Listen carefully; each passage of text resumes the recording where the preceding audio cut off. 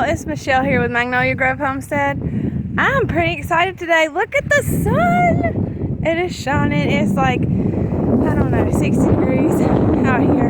I got on my sunglasses because I'm tired of school. But I came out here today. It's pretty windy. But I came out here today because it feels good. It is time to start planting stuff. And I am going, I've been planting dirt already, excuse my hands. I'm going to plant peas today. I've got some burpee and early peas and sugar snap peas that I'm going to get going. And so right here, right about here, is where we're going to do the raised beds this weekend. But I'm gonna get cattle panels for, to build trellises. But I have a lot of stuff that I want to plant. So I'm trying to be creative and come up with other ways or places that I can grow different things and kind of leave those beds for like stuff that really needs to be in the bed. So I went to the thrifty store. Look, I got these. They're old headboards, little brass headboards. I paid like $4 or $5 for them. And peas need to trellis. They need to grow. They'll grow little tendrils, and they want to grow, and they want to climb things. So I figured, especially with these, the way that they have these little decorative posts and things, that they might have fun climbing those. And I got my food grade buckets. I'm probably going to go back and get some more when I get ready to do my potatoes, because I'm going to do buckets. See, these food grade buckets have these yellow labels on them. See that? I have a lot of buckets that my husband brings home from work that they have, like, I don't know, oil and stuff in from the logging equipment. See, there's like a whole huge stack of them. But that has all these chemicals and things, and you don't want to grow food in something like that. So you really need food safe buckets. So I have those, and I'm going to drill holes in the bottom of them so that, it doesn't get waterlogged in there. And then I have my soil mix here that I'm going to put in the buckets. I'm going to put my bed posts in there and secure them, and then plant my peas, and eventually they'll start growing up more, and they might need some more support in between, because I'm going to do like a set here and a set here and space them out, which is no big deal. You can use, I have some some old wire fence that I'm going to just make a stretch in between, but if you don't have that, even if you just got some twine or something, they just need something to grow on. They're not going to get super heavy. They just need to be able to climb. So I'm going to get started doing that. I'll sit y'all down on the table and got my drill, and I'm going to get started. So you want to take your bucket, flip it over. You need at least 4 holes. I'm probably going to do about 6.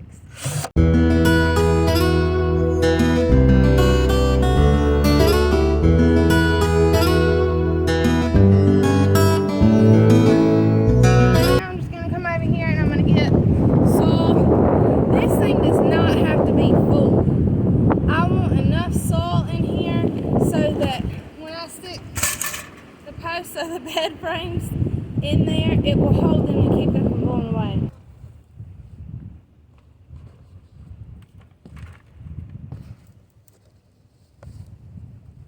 And if y'all are wondering what this scoop, if you're on a farm, you know what this is. If you're not, just go to Tractor Supply. These are with like the dog food, the horse feed, stuff like that. They have these scoops for feed, usually for livestock, but they're good for scooping just about anything, especially if you're scooping a lot of it. Alright.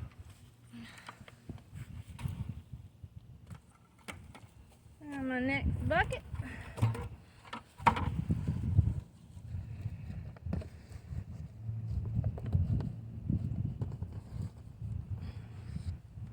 I might have to go get some more dirt, y'all. starting to run low. Just for the purpose of this video and because I'm starting to run low on dirt, I'm just going to do this to show you what I'm talking about and what I'm thinking about doing, how you can do this yourself. So, you got your bedpost. You know, obviously it's got 2 feet. You're going to stick it right down in the middle of your bucket. Push it down in there.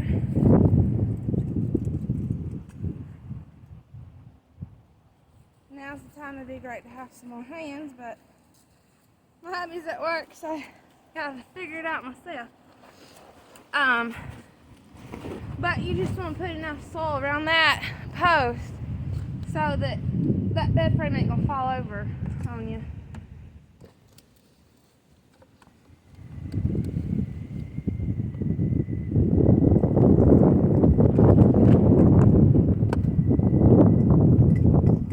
It's like I'm planting a bed.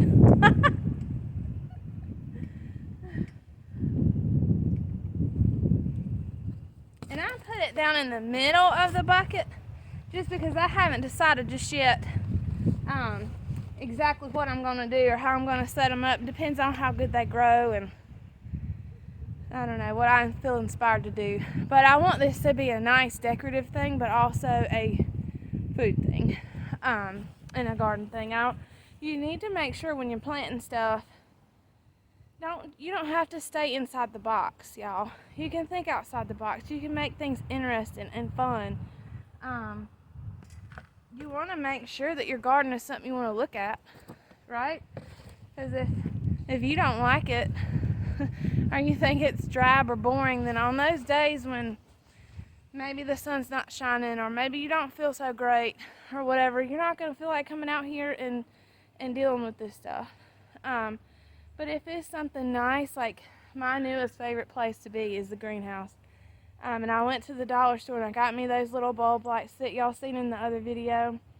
And I strung them up, just something nice and cheap, but still like it just feels so calming and relaxing in there. I feel like I can just be creative and think about, you know, what I'm going to plant, how I'm going to plant, where I'm going to put everything, and I don't know, just get your juices flowing. And so you want to make sure that your garden, because I'm not going to stay in the greenhouse in summer, you want to make sure that your gardening space is planned out the same way. You want it to be something that you're going to enjoy. Get the little yard ornaments from the Dollar Tree and just little things to make you smile. Plant different varieties of things. I went and got some different eggplant and some little lemon cucumbers. I've never planted those before. I'm excited about all the different kinds of tomatoes that we're going to plant this year. And so you just have to think about, you know, what's going to keep me happy and entertained and staying out here. Like, I've got like 4 different kinds of lettuces because eating the same thing all the time gets boring too. So you want to make sure that you give yourself a variety of things to enjoy, a variety of things to look at, a variety of things to taste. If you're planning on going to like a farmer's market or something, you want to make sure that you have a variety of things to offer people. And usually that kind of setting, you want to make sure that you've planted something that they can't just go to the grocery store and buy. So just keep all that in mind when you're getting started. You don't want to be like halfway through the season and too late to plant things that are going to yield in time for you before you decide, oh, let me get creative. This is boring. Let me make myself happy. You want to go ahead and think about that stuff now. So, all right, y'all. Let me try to show you. I've got my headboard here in these buckets. It's good and stout. I don't think it's going anywhere. And I'm going to have to go to the nursery and get some more soil before I can do the other two to plant the other headboard. But I will eventually when I get that stuff done. I'll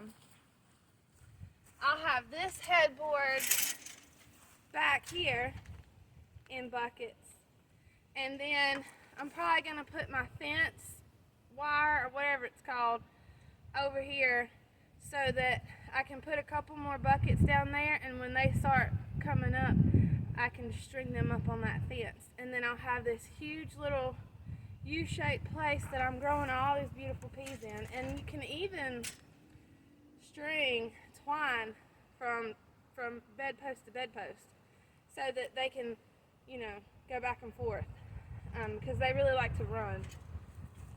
So if you keep your plants happy, your plants will make you happy. Alright, I think since I've got two different varieties of peas that I'm going to plant this year, I'm just going to start with one variety on this bedpost, and then when I do the other one, I'll do the other variety. So we'll do these early peas first. And they're so cute on the pack. I hope they're this cute when they come out. I've never planted these before, but look how cute they look in their pod. Adorable. Alright. So you always want to read the back of the pack, because even if it's the same kind of vegetable, sometimes it might have different planting instructions, or this variety might like something that the other variety doesn't. So if you haven't seen pea seeds before, they're just like little dried peas. Cute little things. I'm going to plant them starting at the side of the bucket, a couple inches apart, and then a couple inches apart on the inside of the rail too. So outside and inside. And you don't have to push them down. We're going to cover them back up with a little bit of soil.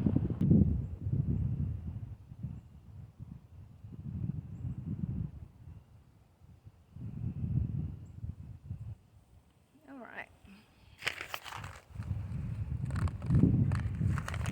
now I'm going to close that back up. I don't need peas sprouting up everywhere, because Dawn will surely come mow them down. Alright, so let me show y'all before I cover them up kind of what that looks like. So we've got 1, 2, 3, 4, 5, 6, 7, 8, 9 seeds planted in here, and when they start sprouting, if they need to be thinned out, we will, and we'll just pick the healthier plants. Other than that, I think that's all I'm going to do today out here, because I need to go to town and get more dirt. But if you have any questions, as always, if you have any suggestions, if you've done anything different, or just what you do, how do you plant your peas? Some people use bamboo sticks and things like that, and I like to see, you know, how other people kind of think out of the box and figure out what works for them in their space, because it doesn't have to be as cut and dry as some people make it out to be. Thank y'all for watching, and have a good day, and God bless.